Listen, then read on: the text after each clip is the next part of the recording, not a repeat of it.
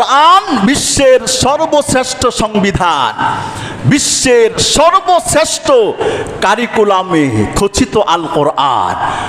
কোরআন ছাড়া, কোরআনের আদর্শ ছাড়া, কোরআনের শিক্ষা ছাড়া, কোরআনের নীতি নৈতিকতা ছাড়া রব্বে কাবার কোটিবার, হাজার কোটিবার কিয়ামত পর্যন্ত কসম করে আমি বলবো শান্তি আসতে পারে না, পারে না, পারে না।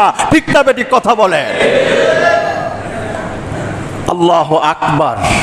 কেন? কারণ সব সমস্যার সমাধান দিতে পারে আল কোরআন। এই জায়গায় আমরা ধরা যে সব জায়গায় কোরআন নিতে রাজি নই, সব জায়গায় কোরআন ফলাও করতে রাজি না, আমরা সব জায়গায় রসুলের আদর্শকে টানতে রাজি না। আমি ইহুদির কথা বলছি না, খ্রিস্টানের কথা বলি না, বেঈমানের কথা বলছি না, মুসলমানের কথা, মুরতাদের কথা বলছি না। এই কথাগুলো নামাজি মুসলমানরাই বলে থাকে। ঠিক না বেটি? কথা বলেন। ঈমান থাকবে না। ঈমান কারো বাপদাদার পৈতৃক সম্পত্তি নয়। মন চাইলে কিনলাম, 1 কেজি ঈমান দেন আমারে। বাজারে গিয়ে কি ঈমান কিনা যায়?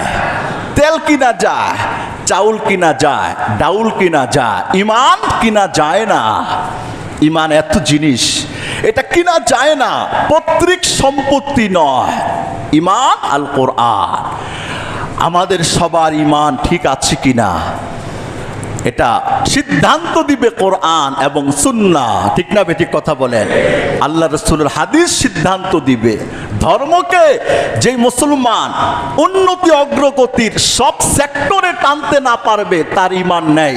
1 লক্ষ আলেমকে জিজ্ঞেস করেন, 1 কোটি আলেমকে জিজ্ঞেস করেন, গোটা পৃথিবীর সমস্ত আলেমকে জিজ্ঞেস করেন, এক কথাই আসবে, দ্বিতীয় কোনো অপশন আসবে না। ঠিক না বেঠিক? কথা বলেন।